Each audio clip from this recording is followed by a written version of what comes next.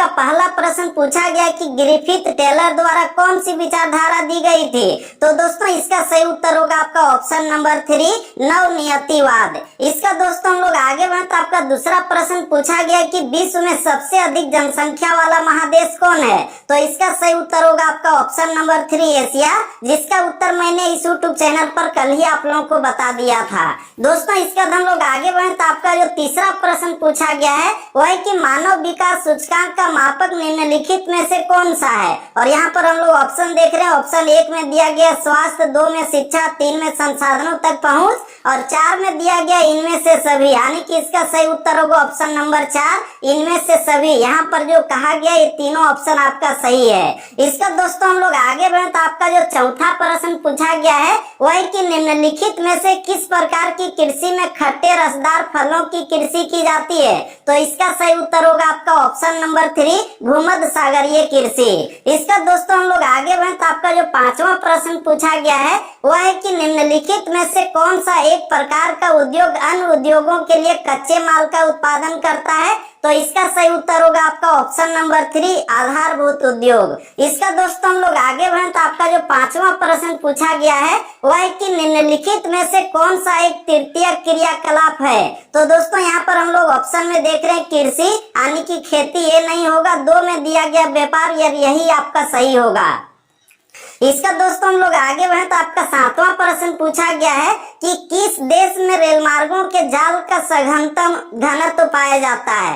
किस देश में रेल मार्गों के जाल का सघनतम घनत्व पाया जाता है। तो इसका सही उत्तर होगा यूएसए, यानी कि संयुक्त राज्य अमेरिका, जो आपका ऑप्शन नंबर 2 में दिया गया है। इसका दोस्तों हम लोग आगे बढ़े तो आपका जो अगला प्रश्न पूछा गया है वह है कि विश्व व्यापार संगठन का मुख्यालय कहाँ है। तो ये आपका है जेनेवा में, और इसका भी उत्तर मैंने आपको इस यूट्यूब चैनल पर कल ही बता दिया था। दोस्तों इसके बाद हम लोग आगे बढ़े तो आपका 9वां प्रश्न पूछा गया है कि निम्नलिखित आर्थिक क्रियाओं में कौन सा ग्रामीण अधिवासों से संबंधित है। तो इसका सही उत्तर होगा आपका ऑप्शन नंबर 2 द्वितीय क्रियाएं। इसका दोस्तों हम लोग आगे बढ़े तो आपका 10वां प्रश्न पूछा गया है कि निम्नलिखित में कौन सा धार्मिक नगर है। तो दोस्तों यहाँ पर हम लोग देख रहे हैं जमशेदपुर, भिलाई, राउरकेला, ये आपका सही नहीं है। इसका सही उत्तर होगा आपका ऑप्शन नंबर 2 वाराणसी, जिसको हम लोग बनारस भी कहते हैं। इसका दोस्तों हम लोग आगे बढ़े तो आपका 11वां प्रश्न है कि भारत में सबसे अधिक जनसंख्या वाला राज्य कौन सा है। तो दोस्तों भारत में सबसे बड़ा जनसंख्या वाला जो राज्य है वो आपका उत्तर प्रदेश है, जो ऑप्शन नंबर 3 में दिया गया है। इसका दोस्तों हम लोग आगे बढ़े तो आपका 12वां प्रश्न पूछा गया कि भारत में नगरीय जनसंख्या का प्रतिशत क्या है। तो ये आपका हो जाएगा ऑप्शन नंबर 1 31%। इसका हम लोग आगे बढ़े तो आपका 13वां प्रश्न पूछा गया है कि प्रवास के वे कारण जो विभिन्न स्थानों से लोगों को आकर्षित करते हैं है।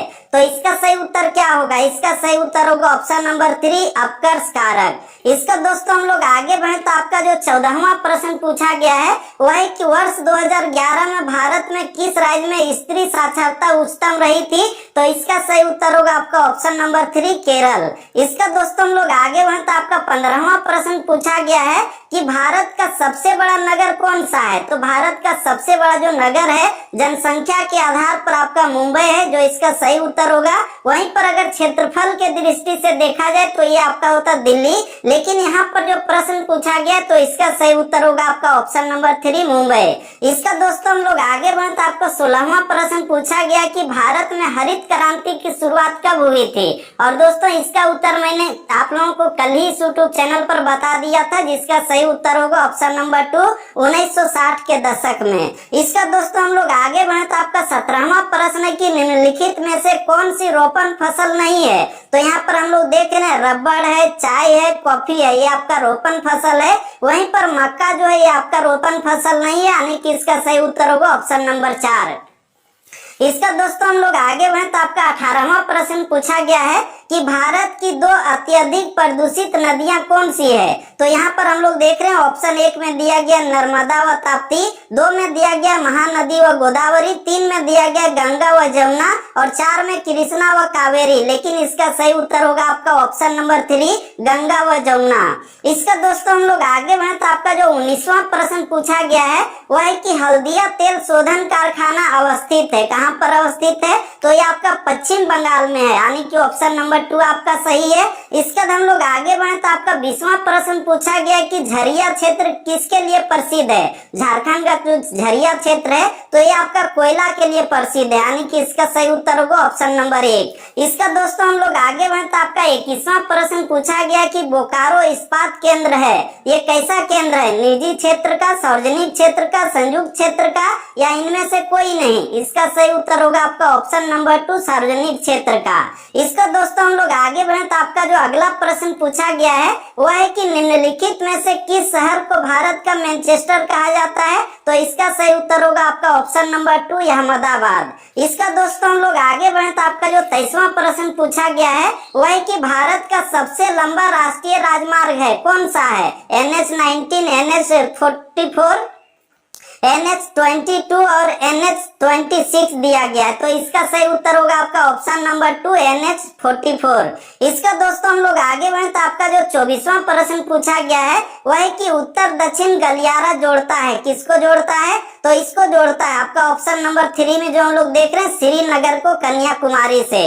तो दोस्तों इस तरह से हम लोगों ने कुल मिलाकर के 24 प्रश्नों के उत्तर को मिलाया।